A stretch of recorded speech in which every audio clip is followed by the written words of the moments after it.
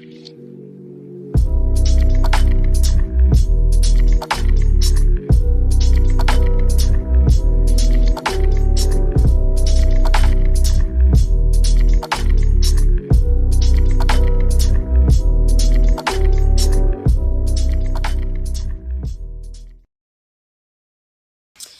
Kody drag his family to Flagstaff just to break them apart? Because he's moving. This man is moving. And we don't know if it's in Flagstaff. We don't know. But we do know that every time Kody has moved, which he has moved his family, I think they said 17 times or some crazy number like that. Every time he moved them. It was shocking with all these kids. Well, we know that he always moved them. It was either one of three reasons. One, he didn't like the calm. We already know that because before when... He didn't like the what? The calm.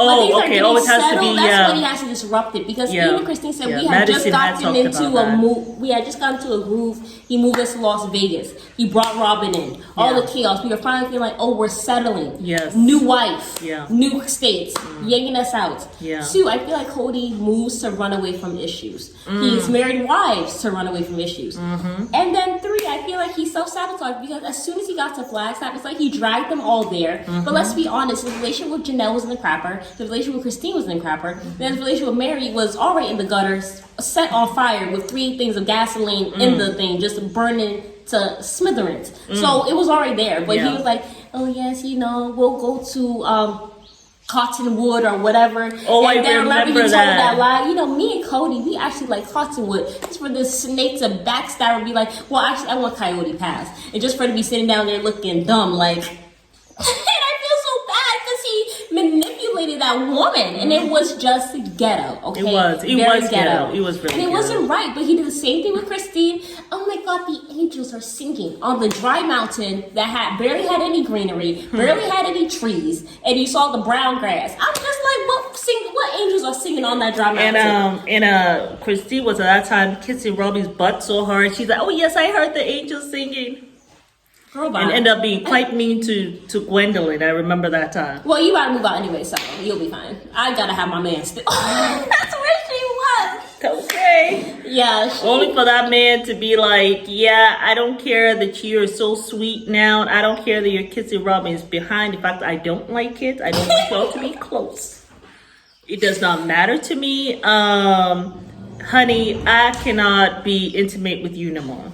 What? But I will be in your room. Oh, to reject and abuse me further emotionally? No, to because I come and sleep here. You sleep here, but we don't do anything. Right, and even though I'm on my phone the whole time when I'm there with the girls, but I do need to be able to come upstairs and lay in the bed because I need to go to sleep. To fake this marriage? Or you think that's right, for you to come in there and not be with me? Well, let me tell you something. I mean, Mary and has you know what? Before you even finish that sentence, I don't even want that for her. I don't want that... Whoa. I don't even want that for me, okay? So please don't ever compare me to your worst relationship.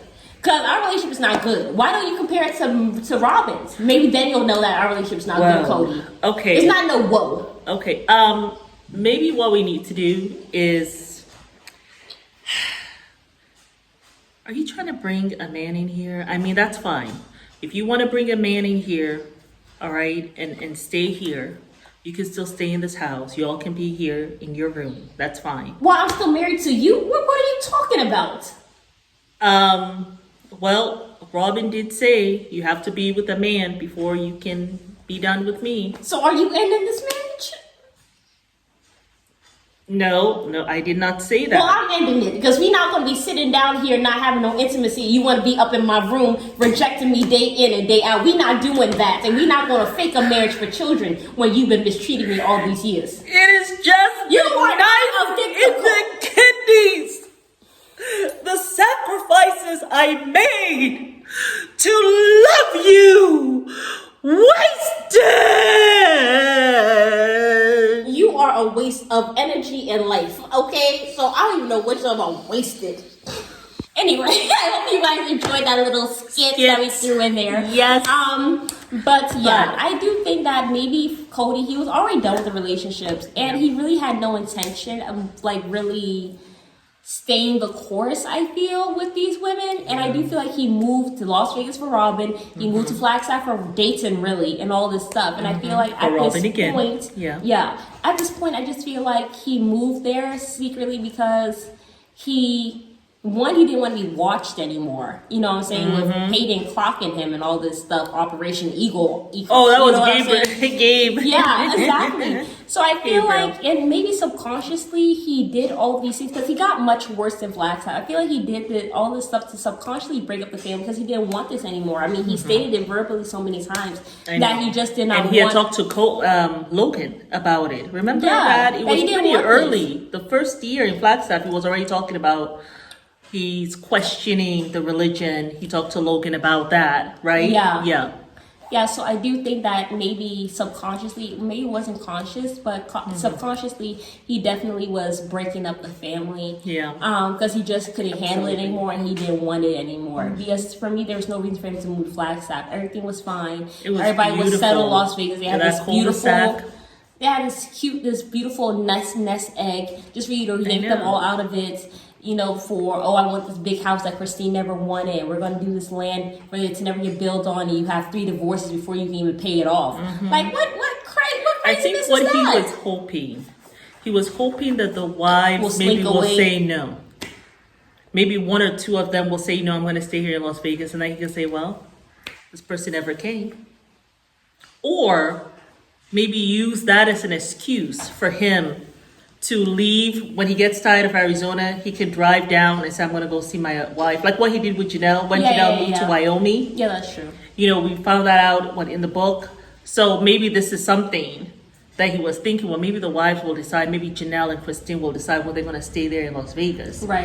And help Robin and Mary to sell their homes. Right. He definitely needs a cash cow, Mary, to come with him. Right. To Flagstaff. Absolutely. But then Christine and Janelle stay in Vegas.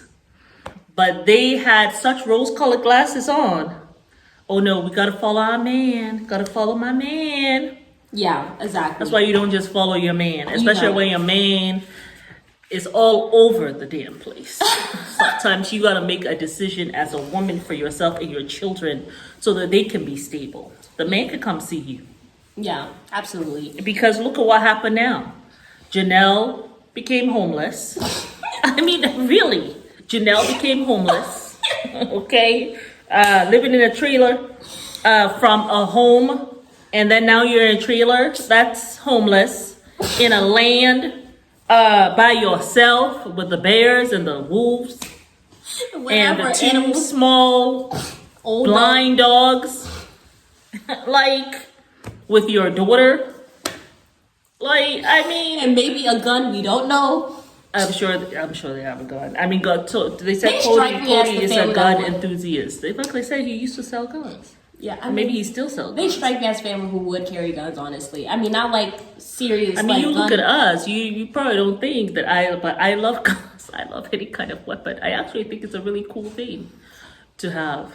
And you know what I think is cool? But you're not into that at all. You think me personally, I just don't mentally that's not right. No, I just think it's dangerous because a gun represents it doesn't represent safety to me. It represents the opposite. Okay. Especially if you have to have a gun in your home, to me that just says you're in a space that's unsafe. The fact that you have to even have a gun, you're in a space, in a country, state, whatever, that is just unsafe and you have to have it. Okay. We don't need to have a gun in Tanzania. So I feel at peace.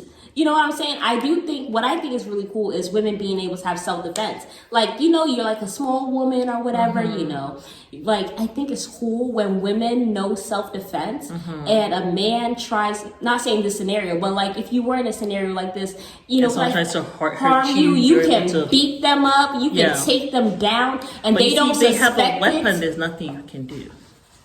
Says who? Oh, well, I guess so. Yeah, you cooled down. Yeah, because I mean, I'm not even trying to put the scenario out there, but what if somebody has a weapon to you or whatever the case may be? If you have self-defense, you know, hopefully you can dismantle them or whatever, stuff like that, you know, and then get away. Because they always say the best time to get away is like when the attack first happens. But don't sit in it, or don't say, oh, I'm going to take you to this place, get in the car. Don't get in the car. That's when you should run. Because you have those first 5 seconds of the attack is what you have. You know what I'm saying? But if you say, I'm going with you somewhere, you're screwed. You know what I'm saying? Until you have to find an opportunity. And sometimes people don't live that long, right? So for me, I'd rather take self-defense classes and know karate and, you know, be like a samurai fighter or whatever the hell. That's what I like. But me, I don't want weapons in my house. Like, because to me, it just says, oh, I'm in a space that's unsafe. I don't need to be here. You know what I'm saying? Like, that's just like... And I think also maybe you feel like... it makes you feel uneasy. Like if you know, like if God is on your side, this will never come my way if I pray about it or something. Yeah, I mean, I have always been I'm not going to have that like, vibe to have someone come to attack my home. I'm not saying that anybody has, like, I mean, for me personally, I have never, like... I've never had any bad encounters with police officers. I've never had any encounters where like I was like in serious harm or whatever the case may be. Like I just have not had those experiences. And maybe I do think that it's a big thing about energy. I feel, and then also it's a spiritual thing and everything. And I mean, we come from a long line of prayer warriors. I mean, you're a prayer warrior. Your grandma's a great prayer warrior. Great grandma, great granddad. Like we are all a very prayerful family. And it's really not to say that it's not to say that anybody who don't pray who has been hurt. That means that you're carrying the wrong energy, because there's a lot of evil in the world too. Exactly, you can avoid it, and that's not to say that I've never been in trouble or whatever the case may be. But I've it's never a blessing. Had any... That's a blessing to be able to say that. It's not everyone that has happened for. So you know, we know that. Yeah, and some people can't help it. Sometimes people have had instances and stuff where it has happened to them when they were a child, and you know, whatever the case may be and stuff. So I'm not saying that if you don't pray and you ain't got no good energy, you won't be screwed. I'm not saying that. That's just, but you just just my say experience. that this is your That's experience, just what I believe. and maybe you're attributing to it could be this your energy, your praying and stuff, and just blessings. So, that's literally it. But so how did we get on this topic? We're talking about guns. We're talking about Janelle's guns, and I'm saying I'm a gun enthusiast. And I'm like, hell to the no. And don't come for me, those who are not. But I just am enthusiast per se, but you do believe in using guns, like for protection. And I would love to learn how to use one. Like I am one of those people. I would love to go to a gun range, and that be something that I do on a regular basis. That's just me. Or go for target practice. That's just me. It's just something I have loved to do. Just like I would love to know how to throw knives. It's just something I would love to know. I would love to know how to do that. I think that's a really cool thing. I mean, having your knives, is it Gwen is the one who has all the knives and the swords and stuff? I think that's pretty I'm always cool. intrigued by knife throwers. I'm always really intrigued by that. Some people will be like, girl, Mary and are actually low-key crazy. So it's just that. But